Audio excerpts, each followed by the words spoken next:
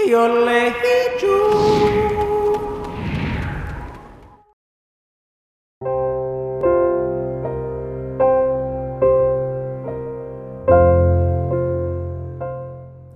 I was 60 years old, I felt a certain amount of depression, and I didn't know where it came from, because in some ways I was pretty okay, pretty successful in the world. So I took a retreat for 40 days at Lama Foundation in New Mexico. And I found out that what was missing was that I didn't give my body the respect that it deserved at 60. I still wanted to drive it as if it were 40. And that's what brought me into doing the work that became the book From Aging to Saging and became spiritual eldering.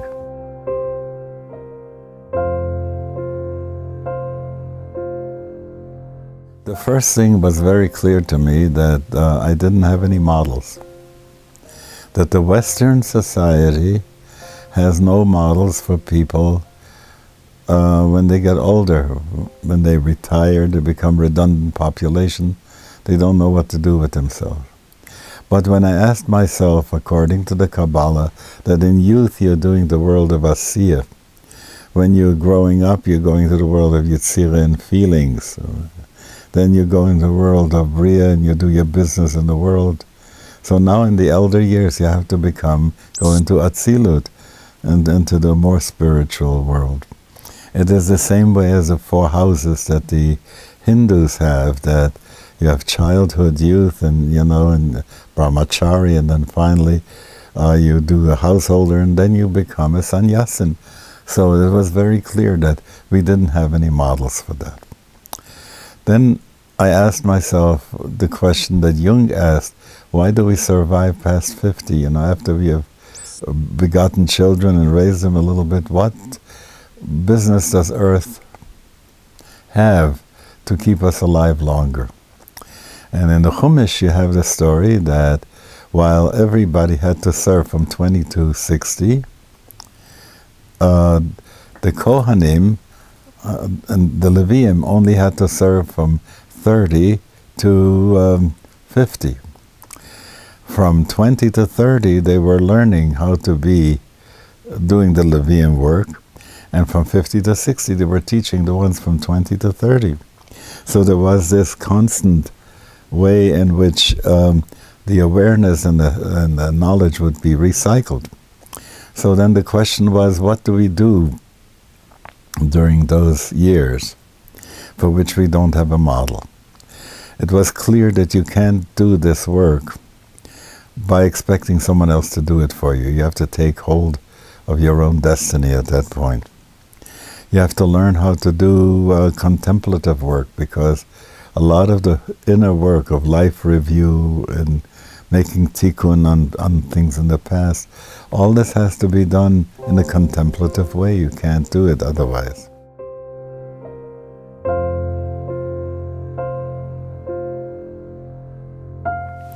We used to think first about triumphalism. Everybody has to, Jews will be able to say when Mashiach comes, all the goyim were wrong.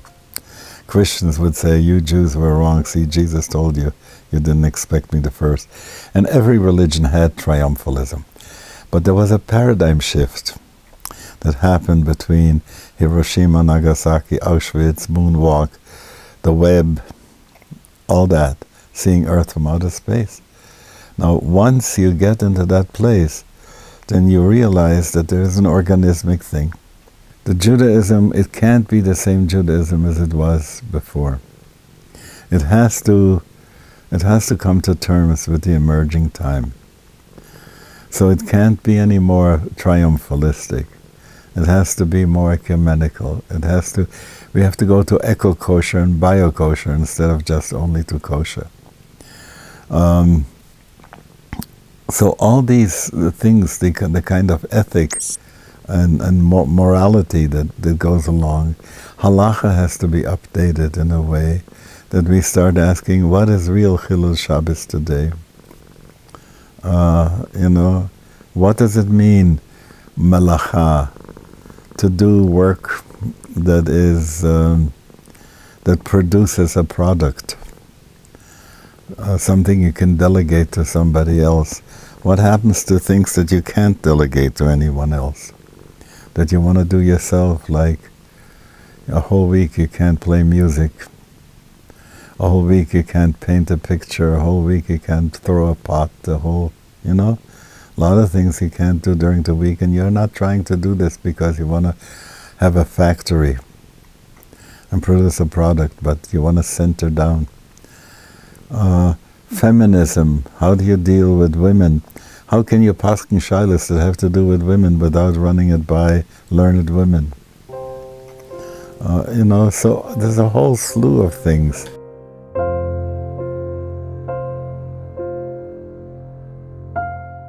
People still don't realize that they're investing in themselves, just the same way as the crazy stuff that's happening about taxes.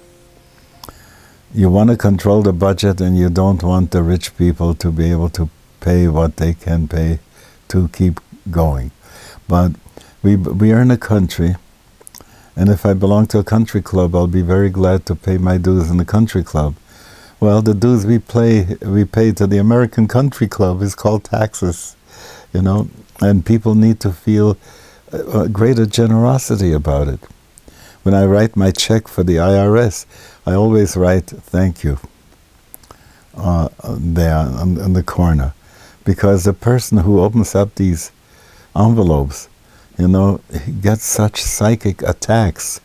I don't want to give this money, what can I do, and there's such negativity connected with that. So I'm not worried about fundraising. People will learn what they have to learn.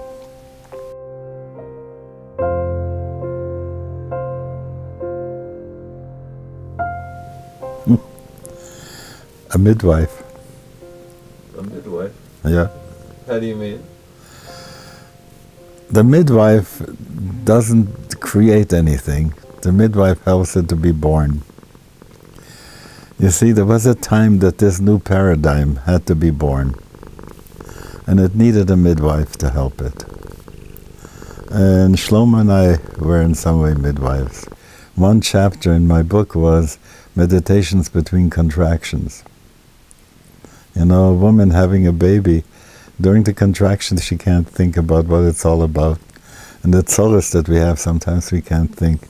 But between contractions we can say something is being born, something going to happen that's going to be good.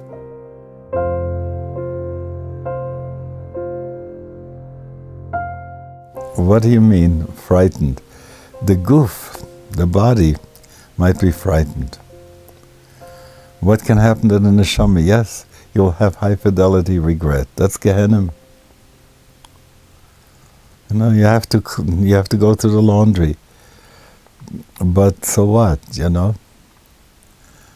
can't fall out of God there. And if you've seen some of the movies like Resurrection and so on, they're all waiting in the tunnel to greet you and to say hello and to help you out. And people describe how sad they were when they were called back into their body. They were floating over the operating table and knew everything was going on.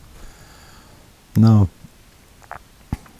Of course there's going to be a little sadness that I won't be able to be more with people I love, but that's part of the work that I'm doing now, to make sure that we share with each other what we need to share. Kol zman shanashama bikirbi.